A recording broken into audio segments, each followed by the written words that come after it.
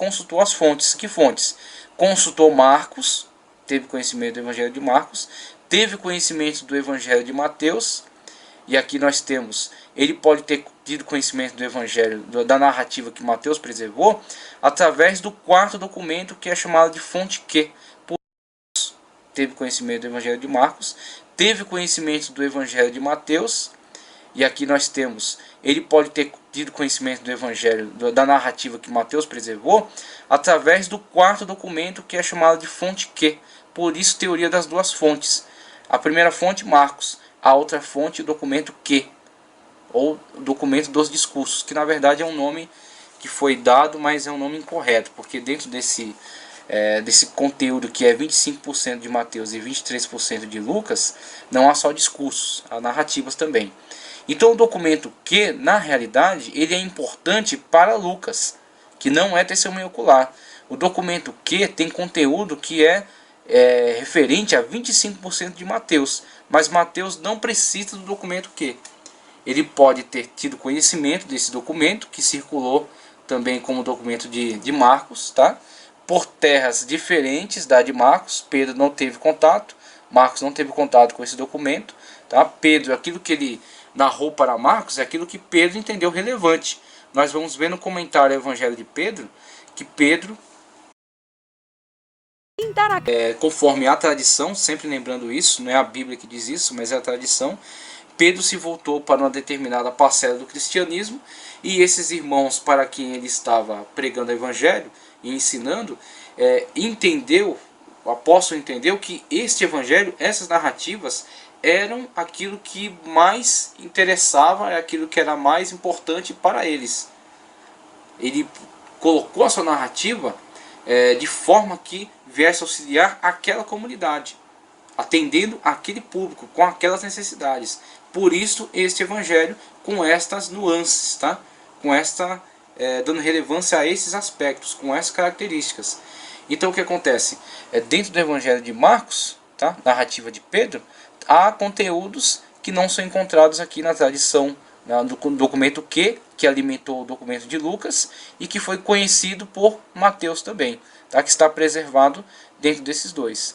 Então há a diferença entre esse documento e esse documento. Havia um objetivo aqui, há um outro objetivo aqui, atender uma outra comunidade de cristãos. Lucas toma conhecimento dos documentos. Lucas toma conhecimento do documento de Marcos, Lucas toma conhecimento do documento que Mateus comprovou, né, preservou na sua narrativa, e Lucas constrói a sua narrativa a partir do conhecimento deste documento, tá certo? Documento Q, e conteúdo exclusivo que provavelmente Lucas colheu com outros apóstolos, outras testemunhas oculares que davam outras ênfases, que dava ênfase a outros aspectos, diferentemente de Mateus e diferentemente de Marcos, tá certo? Então os 35% exclusivo de Lucas é uma questão de conhecimento de outras fontes, conhecimento de outras testemunhas oculares. Você tem que se lembrar que eram 12 apóstolos. Um traiu a Cristo, depois foi substituído por Matias, e no correr da história surge o 13º apóstolo, o apóstolo Paulo, que, como ele mesmo diz, recebeu seu evangelho diretamente de Cristo. Então ele não andou com Cristo na época antes da sua morte e ressurreição, mas ele teve um contato, um encontro pessoal direto com Cristo. E ele afirma que recebe o seu evangelho de Cristo. E a tradição diz que Lucas, não só a tradição, né, o evangelho, as cartas, Paulo afirma isso nas cartas, em algumas dedicatórias ele menciona Lucas. Lucas teve contato direto com Paulo. Então a autoridade do seu evangelho vem do apóstolo Paulo. Cada evangelho está vinculado a uma testemunha ocular. Então Mateus é a própria testemunha ocular, né, que dá autoridade ao seu evangelho. João é uma testemunha ocular, também o seu nome dá peso ao seu evangelho. Marcos, pela tradição, está ligado a Pedro. Pedro é a testemunha ocular, que autentica assim a sua narrativa, o seu evangelho. E Lucas, a tradição o liga a Paulo. Paulo não foi uma testemunha ocular na época em que Jesus estava aqui antes da morte e ressurreição, mas Paulo afirma ter recebido o seu evangelho diretamente de Cristo. E Lucas pode ter, com certeza, deve ter tido contato com outras testemunhas oculares que circulavam na época, tá ok? E aí vemos aqui conteúdo exclusivo de Lucas e conteúdo compartilhado entre Lucas e Marcos. Lucas tomou conhecimento preservou 41%, tal qual Marcos coloca, além dos 41% compartilhado na tradição tripla, há 1% do Evangelho de Lucas que está preservando 3% do Evangelho de Marcos, exclusivamente entre eles, tá ok? Então vemos aí a teoria das duas fontes, que é atualmente a teoria mais aceita, e ela está demonstrada aqui nesse outro quadro. Esse outro quadro mostra o Evangelho de Marcos como o Evangelho primitivo, tá? E o Evangelho de Marcos alimenta com a sua narrativa Mateus, sempre lembrando, Mateus é uma testemunha ocular. Mateus não precisa do Evangelho de Marcos para construir a sua narrativa, mas essa teoria propõe, Marcos foi o primeiro, começa a circular entre as terras, Mateus toma conhecimento do texto de Marcos, se comporta com relação a esse documento de acordo com aquilo que nós acreditamos que seja o comportamento adequado diante de uma fonte que preserva um conteúdo sagrado da tradição. Ele preserva as narrativas de Marcos. 96% do Evangelho de Marcos está em Mateus, preservado em Mateus, que corresponde a 45%, como vimos, né, das narrativas de Mateus. E o que acontece? Além de preservar Marcos dentro do seu evangelho, ele acrescenta, porque ele é um testemunho ocular. Então ele acrescenta conteúdo exclusivo seu, e a outra parte do conteúdo que está presente no seu evangelho, que não está em Marcos, é compartilhado por Lucas. No caso de Mateus, lembrando, Mateus é testemunho ocular. Ele não precisa do documento Q para compor essa narrativa, os 25% que está nele, que é compartilhado com Lucas. Mas ele conhece o documento, entende que seja verídico e preserva no seu evangelho. Então o que acontece? Marcos alimenta Mateus, né, nesse sentido, é preservado por Mateus, vamos colocar assim, e o seu texto alimenta o evangelho de Lucas. E Lucas mesmo diz no seu evangelho que preservou essas narrativas.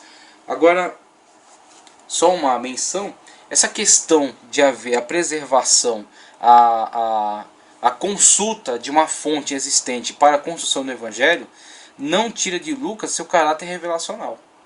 Não exclui de Lucas seu caráter revelacional. Por quê?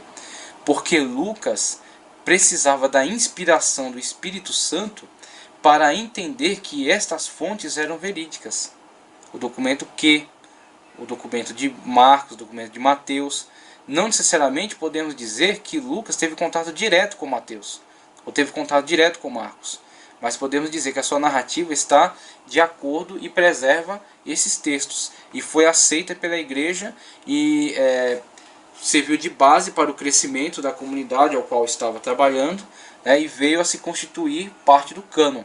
Então tudo isso é um direcionamento do Espírito Santo, tanto na forma como tratou a sua pesquisa, quanto na forma como construiu sua narrativa e depois a aceitação dentro da igreja.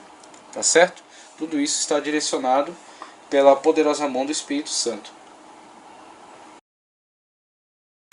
Marcos está alimentando Mateus, na verdade está sendo preservado por Mateus, e está alimentando Lucas. Aí do outro lado, né, teoria das duas fontes, temos esta fonte e temos a outra fonte chamada documento dos discursos, né? No caso deram o nome Q de fonte, né, da língua alemã. E aí temos a fonte alimentando Lucas, tá? Alimentando Lucas, e o trecho de Lucas que está preservando as narrativas do documento da fonte é de compartilhado com Mateus, compartilhado com Mateus. Então essa parte compartilhada entre Mateus e Lucas é uma parte que não consta em Marcos. Não consta em Marcos. A parte exclusiva de Mateus, a parte exclusiva de Lucas e a parte compartilhada entre eles. Essa parte que é compartilhada entre eles não pode ser encontrada em Marcos, porque, conforme a teoria das duas fontes diz, essa parte advém de uma outra fonte, que alimenta Lucas na construção dessa parte que é compartilhada com Mateus. Tá certo? Parte exclusiva de Lucas, contribuição de outras testemunhas oculares. Paulo, por exemplo. Né? Essa fonte preservada para Lucas era uma fonte de pesquisa, para Mateus apenas uma fonte de comprovação, porque Mateus era testemunho ocular e podia, através da sua autoridade, validar o conteúdo que recebeu desse documento fonte, tá certo? Então aqui está apresentada a teoria das duas fontes, aqui uma outra imagem ilustrativa que demonstra melhor a forma como se apresenta a hipótese, a teoria das duas fontes. Marcos em